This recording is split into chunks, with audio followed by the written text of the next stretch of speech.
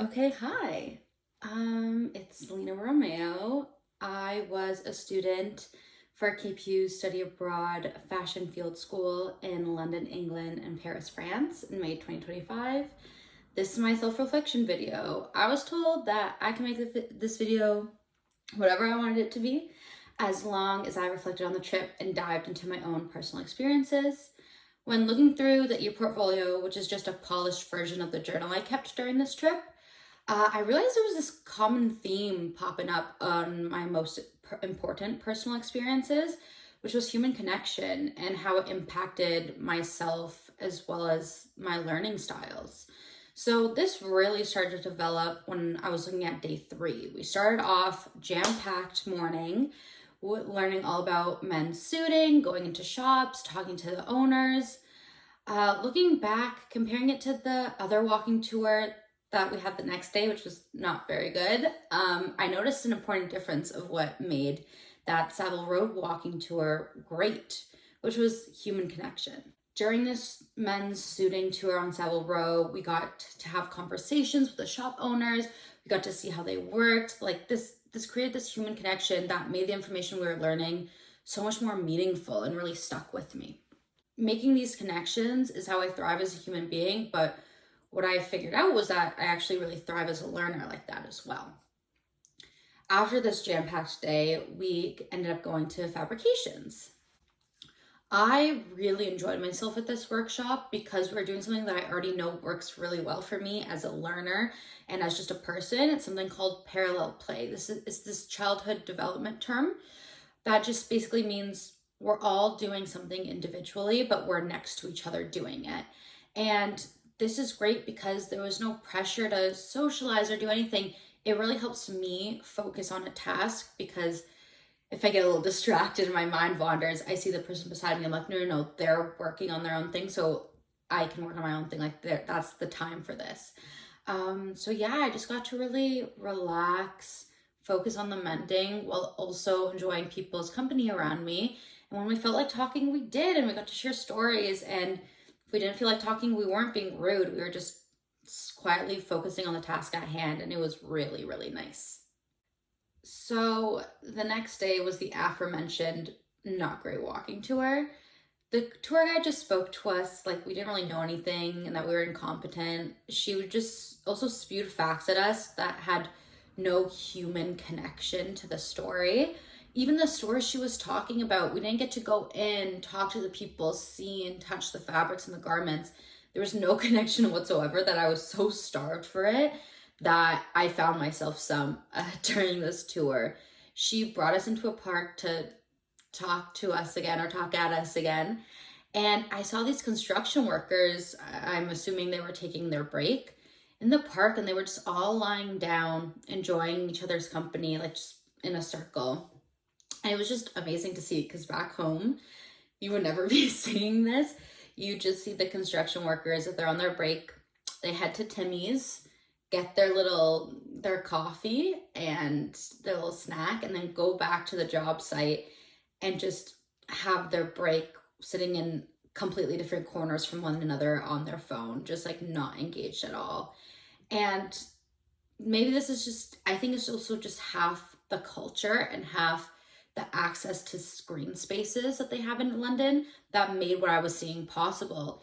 These construction workers chose to spend their break together, and they were again doing another form of parallel play where they were all like lying down in a circle together, but they didn't have to be talking to one another. Some of them were talking to each other, some of them were on their phones, some of them were taking a nap, some of them were just looking at the sky and just taking in the nature. And I just really, really liked that this culture that I came to experience has such a human connection base in it. This culture was even more apparent when we got to Selfridges at the end of this tour. This department store was founded with the idea that it was a store for everyone. Until this day, they make sure it's accessible for every single price range. They also make sure community engagement, environmental sustainability is at the forefront of their brand model. They have multiple repair shops on different levels of the store They have their own restaurant, a mini skate park, and a movie theater in their basement. They just they don't want this to just be a place where you shop. They wanted this to be a pillar of the community where people can go and be themselves and make memories. So these are all really good examples of how the culture around me and me as a learner really thrived through human connection and like this sense of strong community. But it wasn't until day 6, which was our first full day in Paris, that I started thinking about that community in my personal life. This day was filled with a bunch of little adventures. We started off the day with a walking tour where an hour in, I turned to Sophie and I was like, I could live here, because I felt such a strong connection to the culture that I was seeing. After that, we went to go to the Terry Mugler exhibit, where I would run into classmates and we would just have this connection where we'd be staring at the same piece of art, same garment, and just be in awe, and we would talk about it and we would try to figure out how it's constructed. And after that, we went to a fashion show in a store, in a department store, which is like crazy. You would never see that in Canada. And these are just examples of culture that I was seeing in the scheduled events in our itinerary. Afterwards, when we went to a coffee shop, I saw a cute girl. So I started chatting and flirting with her, and it ended up being a bigger adventure that it took us on, because it turned out she worked at this jewelry studio that we got to go to, and some of my friends even got custom engraved jewelry pieces at this place for a discount. And if that was enough adventure for you, I ended the night off at a jazz bar where I danced with strangers and I made friends with these really, really interesting people. This was the first day where I really embraced the culture that I was surrounded in and had that affect how I acted as a person. And I became an active participant in the community I was surrounded in. Normally when I'm home, I'm just trying to play it safe and stick to myself. I have my headphones in. When I'm on the bus or in line for something, I'm on my phone. And I'm not trying to flirt or make friends with the people that I pass by, because I just want to be as efficient as possible as running my errands. And honestly, a little bit for fear of rejection. But inspired by the culture around me, and also in fear of getting my phone snatched, I had my phone away in my bag and didn't have it out unless I was looking at directions. And since I didn't know anybody, I was passing on the street, I took the risk and made conversations with strangers. Because also, frankly, if I make a fool of myself, I'm never seeing these people again. So life got much richer when I acted like this. And I put myself out there more, and I embraced and connected with the world around me. I just really understood the saying of that's what life's all about, is connecting with people on an emotional level. That's how you truly experience it. And I also found that the root of my issue of not interacting with people as much in the environment around me was that I put too much pressure on myself. I make up a lot of arbitrary rules in my head of how I should act or how I think other people are expecting me to act. When these rules just limit me, and really nobody has these expectations of me. I just am thinking that they do. And it really affects me and limits me in my personal life as well as in my schoolwork, creating unnecessary roadblocks for me that I have to now waste time, try to break down to just do the thing I want to do in the first place. An epiphany I had about this was on day 7 when we went to 3 museums in one day. At each place, I used my journal completely differently. The first place, I was purely writing facts and just taking pictures. The second place, I was strictly sketching. And the third place, I did a mixture of writing down what I was seeing made me feel and also expressing those feelings through sketching. I was just in a state of flow and intuitively listened to what I needed in the moment and just let my journal serve me in whatever way I needed to, instead of getting caught up in what I was thinking my instructors wanted me to use the journal as. This truly made me understand how life and me as a person is just ever changing, and that I should never hold myself to an expectation and a rule that I made in the past. Nothing's more important than just be fully present and letting you being present guide you into what you need in that moment.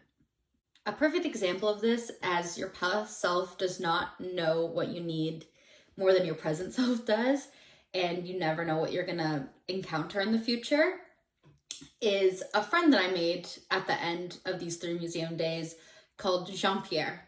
Now, Jean-Pierre was the clerk at this wine store me and my friends went to.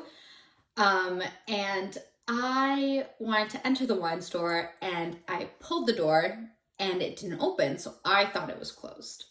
Turns out it was a push door. We were making a joke of this and kind of laughing, me slightly embarrassed as we walked into the store. And Jean-Pierre started a conversation with us, and turns out he said he knew we were Canadian because I had trouble with the door, and that there was a great fire in a theater in Canada a long time ago, and since the doors worked like how they do in France, a lot of people died because they weren't able to get out. So now in Canada, to exit, it's always a push so that you pull to enter a building. Yeah, no, it made me feel a lot better that it was my muscle memory and not my brain having trouble with the door. And it just really goes to show that you never know what you're going to learn. You can learn something in the most unlikely places. You just have to be open to it and open to that human connection and making those conversations with strangers. And again, your life just gets so much richer and you learn so much more than you thought you would. Being more connected with the community around me and seeing how impactful human connection was into making an experience whole is something that I want to take into becoming a costume designer. I want to make clothes that tell stories and connect with people on an emotional level. There's been so many times where a show has saved somebody's life, mine included, and a big part of that is feeling connected or seeing yourself in a character or their journey. And a big part of fleshing out that character and their journey is the clothes that they wear and how that wardrobe evolves. But what I learned goes beyond what I want to do personally as a costume designer. It applies to the future of the whole fashion industry. When we were doing the 3 museum day and I let go of the arbitrary expectations that I had for myself and just used the journal how I needed in the moment, I realized that we should just let go of expectations and of what other people have for us and do what serves us in the moment. This is how we as an industry and as a society should treat the garments that we create and consume. We need to stop putting pressure on bodies to fit the clothes that we make or we buy and start putting the pressure on the garments that we make to fit the body. The body should not be treated as something that should look a certain way. Bodies change when we're in different levels of our lives. Even as a woman, your hormonal cycle that you go through every month will change how your body feels every, 4 days? It fluctuates, and that fluctuation is normal, and it's not just for body shapes. So people's personalities and their styles. People should be able to experiment. They should be able to grow and change and then change back if that's how they feel is best self-expression for them in the moment. There's so much that we can't control in life. We shouldn't let self-expression be something that's policed by others. That is something that we can and should have control over. And that self-expression creates joy. And I think we forget how joyful clothing can be. We're taught so many wonderful things in school, like pattern drafting and draping and sewing and spec packs, but we rarely talk about the finished product and what it means to that consumer. When I was in my friend's hotel room, crammed in with 10 other girls on our last night in Paris, passing clothes back and forth, trying to figure out what we're gonna wear for our night out, I felt like a kid again. I felt taken back to when I was given hand-me-downs by my sisters or my family friends, and I got to go through these trash bags of clothes and put on a fashion show for my mom to show her what I was keeping. And I felt that love brought back in that hotel room, and it felt what girlhood feels like. It felt like being thought of and being cared for, and that's what it is. That's getting all dressed up with your friends and helping each other out because you want everyone to feel and look their best so you can make amazing memories and have a great night out with each other and really be present with each other. Clothing is a really big part of that experience, a really big part of a lot of experiences in life. We have to remember that the garments we create are going to help people make the stories that they tell their new friends one day or their kids one day. They're going to look back on these stories, and the clothing that we make and sell to them are going to be a big part of those stories. It helps make people's life richer and we have to make sure that we understand that that's what matters. No matter how far we are in our careers, we have to make sure that we don't lose that human connection, because that's what makes a garment worth buying and worth making. So that's really what I took from this trip, is human connection, how impactful that can be. And a connection that I want to impact my life going forward is Coco Chanel, and what I learned about her and her life. She never let anything pass her by. She took charge and she made sure that she was taken care of, whether that was by someone else or by herself. And as much as I, can advocate for myself and have my Selena stories and make sure I make the experiences I want in life, I want to reach that level of advocacy for myself in my personal and professional life. I think we can all strive to be a little bit more like Coco Chanel in that way. So yeah, that's my self-reflection video, is just really be open to the world around you, and not look down on the power of what human connection can be and how it can impact your life. Hope you enjoyed. Bye. This is a bloopers. Hello. You know what? This is why there's cuts in the video, just so I could give you this blooper reel. So there you go. You're welcome. I'm just cutting this, but it's gonna be applies.